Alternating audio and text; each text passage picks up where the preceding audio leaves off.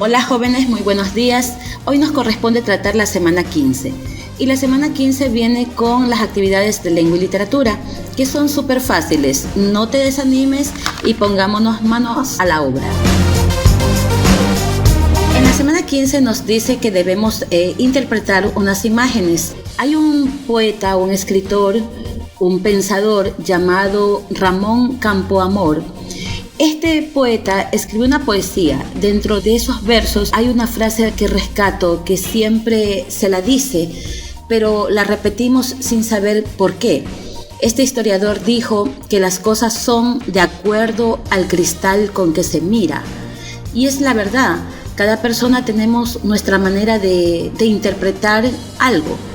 Y nosotros como seres humanos debemos tolerar. Entonces en esta ocasión vamos a hablar de ese valor que es la tolerancia. Nosotros no podemos tener el mismo punto de vista de todos, no podemos compartir la misma idea. De pronto alguien sí tiene afinidad con alguien, pero por lo general cada quien tiene su propia perspectiva de ver las cosas. Aquí nos piden en esta actividad que podamos interpretar las imágenes que tenemos y tú tienes tu propio concepto y vas a tener que preguntarle a tu familia, a tu mami, a tu papi, preguntarle qué piensan, qué observan, y luego tu trabajo va a ser realizar una conclusión de lo que aprendiste en esta actividad, respetando siempre y cuando las ideas de las personas a quienes hayas hecho la encuesta. A continuación tenemos en la tipología de textos a aquellos descriptivos. Los textos descriptivos son aquellos que se refieren a las cualidades de los objetos o de las personas o de los seres inertes de pronto. En los textos descriptivos yo voy a hacerme la pregunta: ¿qué es? ¿Cómo es? ¿Qué cualidades tiene? Todo lo que yo puedo observar es lo que se refiere a descripción. Todas las cualidades, todos los adjetivos calificativos son aquellos que se refieren a los textos descriptivos. Son los que nos van a ayudar para poder escribir este tipo de textos. En los textos descriptivos nosotros vamos a encontrar una variedad. Una de ellas es la topografía. Cuando hablamos de topografía se refiere a la descripción de un lugar, es decir, la extensión de un lugar, el ambiente, lo que rodea a ese lugar, cómo es el paisaje, si es un jardín, cómo son las flores, de qué colores son, qué textura tienen, qué forma tienen. Entonces todo lo que yo puedo describir en un paisaje, en un lugar, en un ambiente, se refiere a una topografía. La prosopografía, en cambio, es la descripción física de una persona, es decir, cómo yo describo a alguien. Si ustedes ven en esta figura, en esta pequeña fotografía, podemos ver nosotros al Libertador, el Libertador de América, Simón Bolívar. Seguro que sí lo reconocieron. Nosotros vemos el Libertador, un hombre enjuto, un hombre de ojos grandes, nariz grande, aguileña, cabellos negros, cabellos crespos podríamos decir, de estatura mediana. Cuando yo comienzo a decir cómo son las características físicas de esa persona, yo estoy ante una prosopografía. Luego nosotros tenemos la etopeya. En cambio, la etopeya es el conjunto, el describir tanto las cualidades físicas como las cualidades morales de una persona. Es decir, cómo es su manera de ser, su forma de expresarse. Es decir, cuando yo le digo las cualidades que yo subjetivamente capto en una persona. Por ejemplo, su ternura, capto su don de persona. Yo describo, ay, tan amable que es, muy cortés para hablar. O si yo capto que agresiva, tiene unas expresiones muy groseras, me habla con un tono de voz súper fuerte. Entonces cuando yo describo a una persona en su forma de ser, allí, y también junto con la forma de ser de esa persona, también estoy hablando de sus cualidades físicas, ahí estoy ante una etopeya. Bien, en la actividad que tenemos a continuación, nos piden que nosotros revisemos este texto descriptivo. Nos vamos a dar cuenta que es un texto descriptivo porque está cargado de adjetivos calificativos, es decir, por cualidades. Nos están haciendo la descripción de una tierra, le están diciendo que es una tierra árida, roja, y habla de los géiseres. ¿Qué son los géiseres? Son fuentes de aguas termales expulsadas hacia el ambiente. Entonces estamos nosotros leyendo sobre los géiseres, están dando las cualidades de este lugar, dónde están, cómo son las rocas, cómo son las moléculas. Sobre las moléculas que son indistinguibles, la he puesto de otro color para ver qué les sugiere a ustedes. ¿Qué quiere decir indistinguibles? Démonos cuenta en la escritura. Muy bien, indistinguibles quiere decir algo que no se puede distinguir, por lo tanto estamos ante un adjetivo, es una cualidad que le estoy dando a estas pequeñas moléculas. Si ustedes leen el texto se van a dar cuenta de esto. Bien, vamos a ver qué continúa. Si tú has atendido la explicación breve que te he dado, vas a poder realizar las actividades que se refieren a lengua y literatura. Dice, identifica y escribe 2 razones por las que el texto es descriptivo.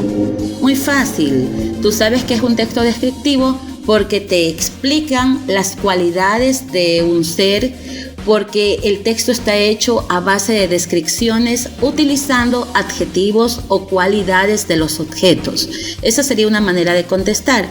Extrae del texto 4 adjetivos calificativos, escríbelos y defínelos.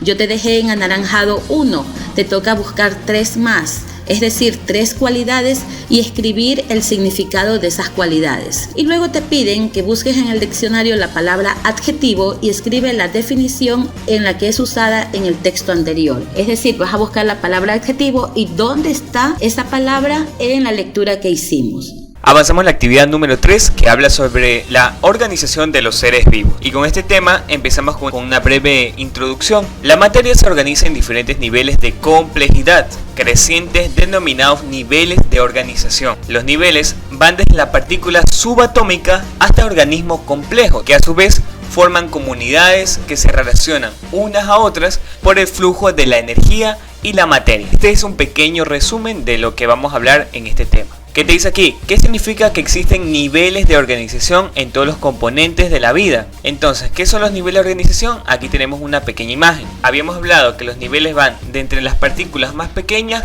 hasta las más grandes, creando comunidades, ecosistemas, biomas, entre sí. Entonces, eso podemos ver aquí. Entonces, aquí nos explican los niveles. El nivel subatómico, formado por las partículas constituyentes del átomo. Entonces aquí tenemos el átomo, ¿sí ves? El atómico es algo ya, el átomo en sí, que son las partes más pequeñas de un elemento químico. Por ejemplo, el hierro, el carbono, el nitrógeno. Cuando hablamos de molecular, hablamos de moléculas, que son agrupaciones de 2 o más átomos, iguales o distintos. Por ejemplo, el ADN, la proteína, el agua, la glucosa. Tenemos lo celular, que es la unidad más pequeña de vida. Por ejemplo, las células nerviosas, las bacterianas. Entonces todo este texto está resumido en estas imágenes. Aquí tenemos el tejido, órgano, sistema de órganos, organización, hasta biosfera, donde vivimos. Entonces, dicho esto, vamos a la pregunta: ¿qué significa que existan niveles de organización en todos los componentes de la vida? Que todo lo que existe en el universo está compuesto por átomos. Estos se combinan en diferentes formas, lo que origina organismos y compuestos con su estructura más compleja que otras. Y entonces ya tenemos resuelto la primera pregunta. Nos vamos a la segunda. ¿Qué ideas nuevas te planteas al leer la manera en la que se encuentran organizados los seres vivos? Entonces esta pregunta es muy sencilla, por eso se la he dejado a ustedes que la contesten. ¿Qué imagen utilizarías para representar los niveles de organización? Aquí he puesto esta imagen, que es lo que le he explicado, el resumen de los niveles de organización de la materia. Aquí ya está. Entonces nos dice que hay que leer la página 18 del texto integrado de ciencias para tener más información. Aquí les he dejado el texto. Para las personas que no tengan, aquí está. Entonces aquí nos habla sobre las características de los seres vivos, la organización. Entonces aquí están, para que puedan tener más información sobre esto. Ahora nos vamos con la actividad número 4, que habla sobre el origen de la humanidad. En este origen de la humanidad ha habido muchos científicos que han querido descubrir el origen de nosotros, de por qué estamos creados en este mundo. Como sabemos, los científicos no les convencía que existe un Dios supremo que nos creó a su imagen y a semejanza. Entonces ellos no creen en eso porque viven de la ciencia, y uno de esos fue el científico Darwin. Él decía que nosotros éramos el resultado de la evolución de las especies. Es por eso que él viajó, estudió, se preparó y hacía investigaciones que le costaban alrededor de 20 años. En uno de sus estudios fue en Galápagos, y él estudió las tortugas y se dio cuenta de algo interesante, que en el ambiente árido las tortugas de cuello largo llegaban a arbustos para alimentarse y subsistir. En cambio, en el ambiente frondoso, su cuello era más corto, que podían comer solo pasto y protegerse de los depredadores. Y él, ¿qué concluyó con esta investigación? Que las tortugas alargaron su cuello para poder sobrevivir. Es lo que también trataba de decir de nosotros, porque él decía que nosotros también éramos descendientes de los monos, y por nuestra evolución hemos llegado a ser lo que somos ahora, Homo sapiens. Y nos dice que hay que leer la página 29, integrado del estudiante de estudios sociales, para profundizar el tema. Entonces aquí les he dejado el origen de la humanidad, donde hablas de los monos, de cómo fue nuestra evolución. Nos vamos a la actividad. Con base en la lectura del texto Origen de la Humanidad, crea en tu cuaderno una línea de tiempo que explique el proceso evolutivo de la humanidad. Entonces aquí les dejo la línea de tiempo, que empezamos desde la etapa Australopithecus hasta Homo sapiens, que es lo que estamos ahora. Y ahora nos vamos a las preguntas. ¿Cómo influyó el trabajo y la adaptación en el proceso evolutivo? Nosotros prácticamente nos adaptamos de acuerdo a la situación. Les doy un ejemplo. Cuando nosotros de la costa nos vamos a la sierra, ¿qué pasamos? Vomitamos, nos da náuseas, no nos gusta el frío. Entonces, cuando tú ya te quedas un determinado tiempo, tú te adaptas al ambiente. Tú te adaptas al ambiente y ya no te da náuseas, te adaptas a la comida y así. Ese es como un pequeño ejemplo. Entonces, eso es lo que te pide. ¿Cómo influyó el trabajo y la adaptación? Entonces, ha influido muchos, algunas para bien y otras para mal. Por ejemplo, en la evolución del hombre se logró un cambio en la forma de pensar, la forma de comunicarnos, y eso ayudó a la creación de artefactos o herramientas para facilitar nuestras vidas. Y mal porque los cambios hizo que algunas especies se extinguieran.